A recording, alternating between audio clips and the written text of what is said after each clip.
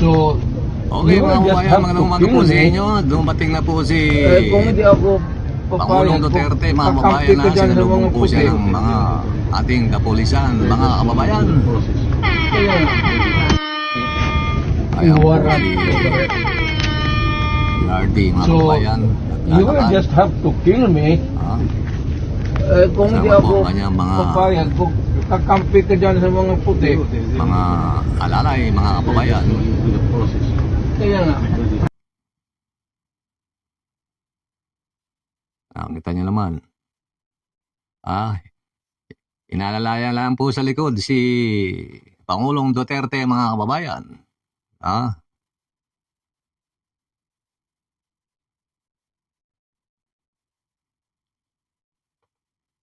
Ito naman po si Senator Bongo, mga kababayan. Hindi po sila makapasok, mga kababayan. Kaya Tagapagsalita ka ng PNP. Pwede ba yung spokesperson, ayan po, tinatanong na si Colonel Pajardo, pong spokesperson ng PNP. Ayaw po siyang sagutin, mga kababayan. Pero ayon po sa hawak na po nila PNP Chief Martil Z. Officer, please Ating handle Pangulong the Duterte, President mga of kababayan. the Philippines very well. Treat him well. Talita ako dadali nga ta sa Philippine Airways, mga kababayan. Ayaw niya magpa-interview Ay itong nagabang po, mga kababayan. Yung matarong sa kabilang pinto, mga kababayan. Ayaw silang papasukin. Yun po mga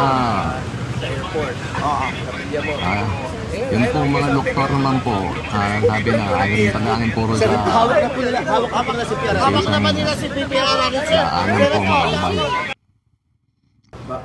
Ang kawawa naman po yung mga naatasan na magbantay doon sa gate ay sa pinto, mga kababayan. To prevent anybody from seeing the president. Hindi mo alam kung ano yung sasagot mo pag ikaw naatasang nakabantay dyan sa gate, mga kababayan. Mas ka ng mga abogado. Ano po kaya ang mangyayari niya, mga kababayan? Sino ang nagbigay? Sana po dadalhin si dating Pangulong Duterte. Pinuli na ba? O naimbitahan lamang, mga kababayan.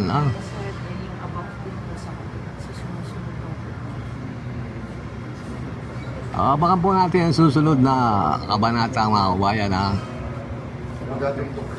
Bibigay po ulit tayo ng update maya-maya, mga kababayan, dito sa pangyayaring pagdating ni dating Pangulong Duterte, mga kababayan. Tingnan po natin kung mga susunod na sandali. Huwag niyo po kalimutan mag-subscribe para updated po kayo sa susunod na talakayan po natin, mga kababayan, dito sa pangyayaring pagdating ni dating Pangulong Duterte.